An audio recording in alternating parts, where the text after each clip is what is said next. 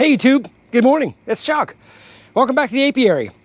Well, it's still queen rearing season here, and I am just gonna have the film rolling and go through a little bit of what I'm gonna do today with mini mating nukes. I made a video about this last year. I'm not even gonna go back and look at it. You guys are more than welcome to go back and look at it. I think I'm gonna be doing the exact same thing, but maybe I explain the same thing two different ways.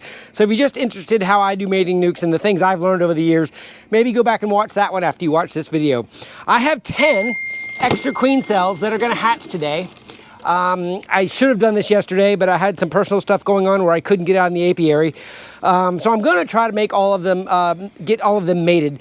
I've got all my mating nukes and my hardware already used up, so now I'm going to the mini mating nukes. This is not my preferred method of mating, but it requires the least resources of bees in order to get a queen mated. And obviously your percentages of mating and everything may be a little bit lower in this, but you have extras if you get all of them mated rather than just giving them away or perhaps losing them after they hatch. So these are the styrofoam style mini mating nukes. They last about 8 or 10 years if you take care of them. I have painted these not for protection, but for identification of the queens when they come back, because if I put a group of these together, I want them to be visually different. On the top of the mini mating nukes, I print out one of my little sheets where I can keep notes, so every single mating nuke can be annotated about the progress. I have taken plastic and I have hot glued it right here on this seam. And if you know how these work, there's a little small queen excluder going into the feeding section. And I use the little plastic trays or the plastic feeders in here, and I've got that hot glued in there also. And I've put a little hardware cloth ramp in here so the bees don't drown. Bees drowning in these is a little bit of a problem if you just use them plain straight up. So you need to put something in there, I've learned over the years. So the reason I like this little inner cover is because when you take them off, you don't want all the bees to fly out. And honestly, sometimes you just want to feed, and sometimes you want to go inside and check the bees and the frames. I will also say, having just plain foundation in these little mating nukes really slows them down because they got to make a lot of wax. So I have a technique that I want to share with you, and give me 1 second. Okay, hopefully I sped that up.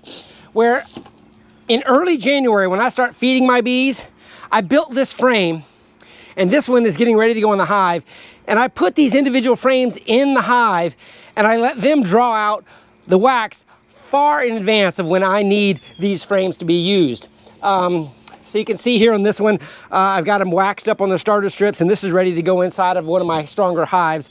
And when you do that, you get the wax drawn out, and I've done this with a few of them, just like this. They just got it started. Granted, much of it is drone comb, so they're gonna put honey in it. This one hasn't been fixed yet, but I really, you gotta make those because there is no way of buying one of those that I found. But basically just modify a deep frame or whatever frames you use and build a little frame so you can set a whole bunch of these in there, set it in a hive, feed them 1-to-1, and they will draw this wax out. A little tip, because it really helps if they've got something to hang on to and somewhere to store the sugar water you're going to give them. I also open these up and I get my little air hose and I blow all the crud out from each year. But when you're preparing to put the bees in, I go ahead and make sure all the doors are closed. I've got everything cleaned out, and you put the bees in from the bottom. It needs a cup or two of bees per box in order for these to be adequately staffed if you've got mostly nurse bees. If you end up getting foragers and drones, those really don't count for bees that will raise the queens and take care of them. And then once you put the bees in there, you need to kind of leave them closed up. So you put the bees in here, you close it up, and you leave them closed up for a few days so that they can reorient. Or you've got to move them somewhere further away, because if you got some foragers in there, you want them to reorient. And that is just a technique. You can obviously do a little bit less than that, but you might need to augment with some additional bees. So every year I clean up my nukes. I get the wax drawn as much as I can. And even if you can't get wax drawn for every single frame, even just one piece of drawn out comb in there is a great start for them to get going and a place to put the queen cells in. And then the next thing, and I'll film this out in the apiary, we got to go out and shake bees. shaking bees is essentially another swarm reduction technique. We're taking bees out of a strong hive, we're reducing the bee count, and we're thinning it out to take that overcrowded sensation down and to reduce the swarm impulse. This is the part of queen rearing that does take extra resources. If you've just got 1 or 2 hives, you're probably not going to have enough bees to stock maybe a handful of these mini mating nukes. I think that it is just the way it is, and that's what growing bees is all about. Okay, so I think that's all I wanted to show you here on how I clean up, how I make my wax, and how I prepare and clean the boxes ready to go. Next thing is to go shake the bees. In order to do that, you gotta find the queen first, isolate her, go through the frames, and then shake off the bees that you think you can spare without taking too many. And also, depending on the weather, if you got a lot of capped brood in there, they're gonna continue to explode. So shaking those bees off isn't a big deal. I put my bees inside of a hive butler. Some sort of tub is pretty important, and a little bottle of sugar water to kind of to spray on them to kind of keep them sticky, also kind of keeps them contained. I'll show you all that in the apiary here in just a little bit. Okay, I think that's all I had for the preparatory session. Let's go out in the apiary and let's get some bees, and then after that, we'll put them in the boxes and put the queen cells in, and I'll show you the whole process today. Stick with me. All right, YouTube, I'm out in the other apiary. And this is my hive butler I was telling you about, where I'm going to shake the bees. The ventilated lid is the perfect lid for this because you're essentially going to shake them in this tub. And what the hive butler is basically just a tub, but it's essentially, it can also hold frames. I'm not going to put frames in it now. That would be for catching swarms or things like that. But this is where I'm going to shake them, and with a ventilated lid. And this is just a tiny little bit of sugar water. I diluted 1 to 1, so it's even thinner than 1 to 1, just to kind of make them a little bit sticky so they don't kind of fly around too much. Now, this is a non-production hive, so it's mainly for making brood and bees. You need to find the queen, isolate her, and then go through and shake as many nurse bees off as you can afford to do. About 1 shake of bees is about what you need on a heavy double-sided brood frame for one of those mini mating nukes. So essentially I need 10 full shakes. I don't know that I'm gonna find that, but I'm just gonna take as many bees as I can afford to take. Okay, stick with me. I'll go through it, maybe fast forward through some of the parts where it's a little bit monotonous, but then when I'm talking to you, I'll slow it down. Stick with me.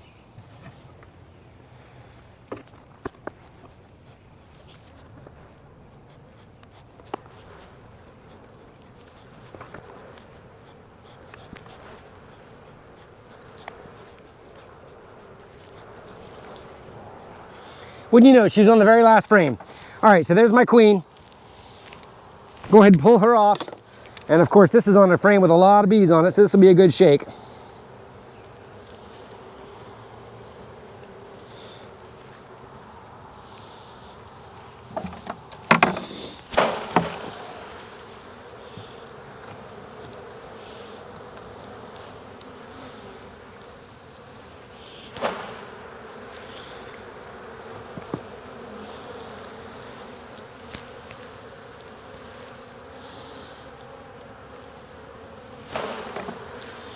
So this frame is hatching right now. See how it's coming out in the middle and growing out? This is gonna double the size of this individual frame of bees just in the next few days. So this is really, really good when you can take the bees from hatching brood. About a half a shake off of that one. Okay, so that's it from this hive. I'm gonna let these bees fly out just a little bit because I don't want the foragers or the drones if I can help it. So that's it for this one. And then I will put this frame back and let them get back to work.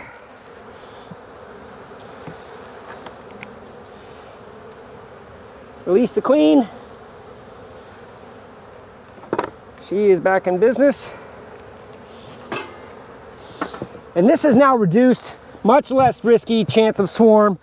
And just off of that one hive, these are good.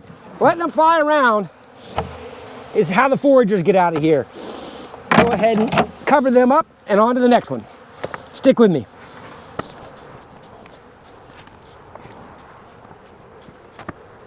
There she is on this nice frame that they just started drawing out this week. This was foundation last week.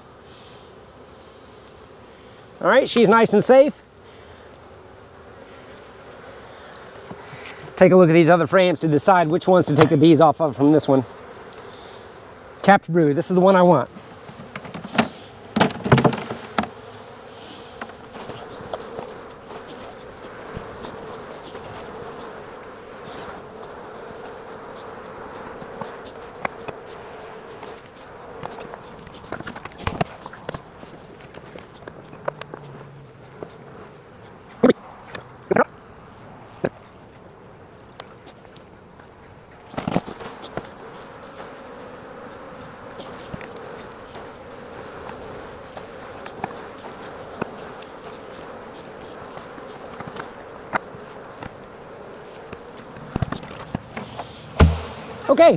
here's our bees. This is what we got just off of 3 little nucleus colonies. And I'm gonna give them a little bit of a squirt. Misty is what you want, not too much of a stream.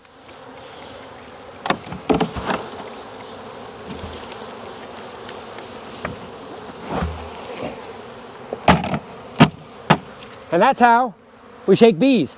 Let me take you back to the other apiary and we'll put them in the mating nukes. Stick with me. All right, YouTube, we're back. This is the part where it gets a little fast and furious. We've got to put these bees in those boxes, and as you can probably imagine, they're not going to be very happy about it. I've got my queens all ready to go, and I just want to show you a little bit here. These are still in queen cells. For these type of purposes, I prefer the long type of cups with the forks on both sides because they set in between the frames better, because I'm not actually sticking these in comb. So these queens just came out of the incubator. I put them in the protectors, and the protectors actually hang them a little bit better.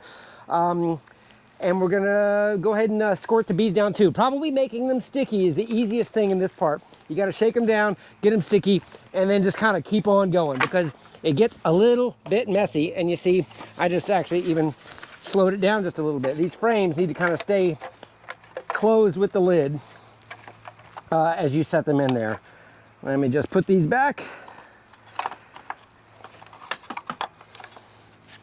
All right, so what I meant by that, you got to kind of hold the lid down, hold them upside down, and the bees go into this hole. All right, so let's give it a go. Shake them down. Give them a squirt.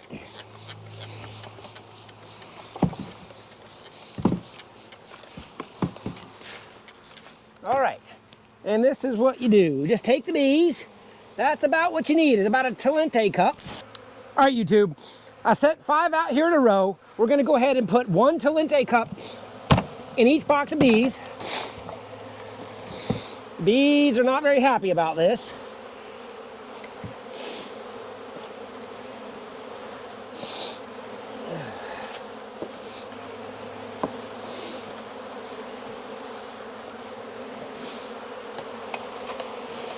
And close them up carefully. Don't break your hives.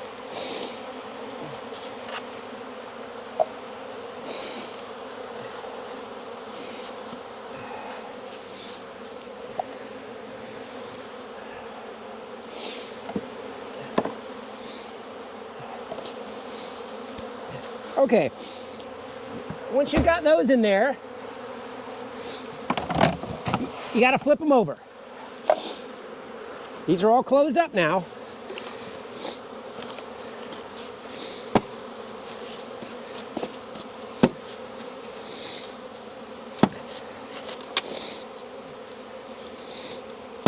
And now is where those inner covers come in handy. See how they're closed up? And this is for feeding.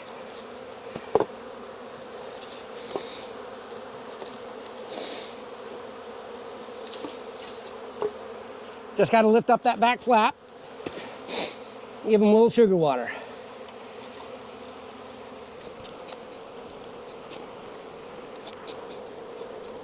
All right, after the sugar water is in there, now it's time to put the queen in. And this goes pretty quick. You just set it in there, close the inner cover, close the lid. This is why you have to have all this stuff set up ahead of time.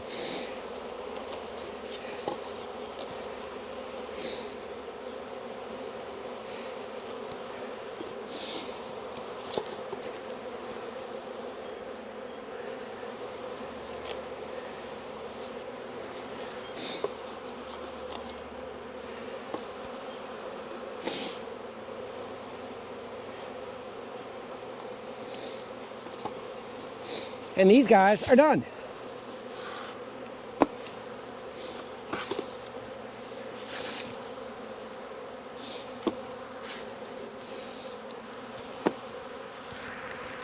Five more to go.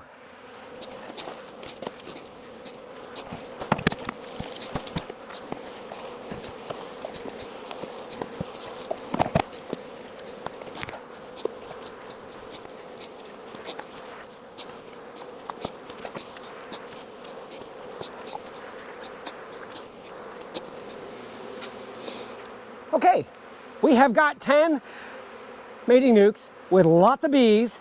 You can see I got a few extras. These extra bees are gonna go on my other mating nukes just to boost the populations up. Set these guys aside. You gotta leave them closed up so they get reoriented in here. Ventilated is where you need them because there's a lot of bees in there, and the queen cells are in there. They got sugar water to get going. So that's it. Hopefully you enjoyed that. Hopefully I was able to clip that together so it made a little bit of sense. Leave a comment below. Have a great day.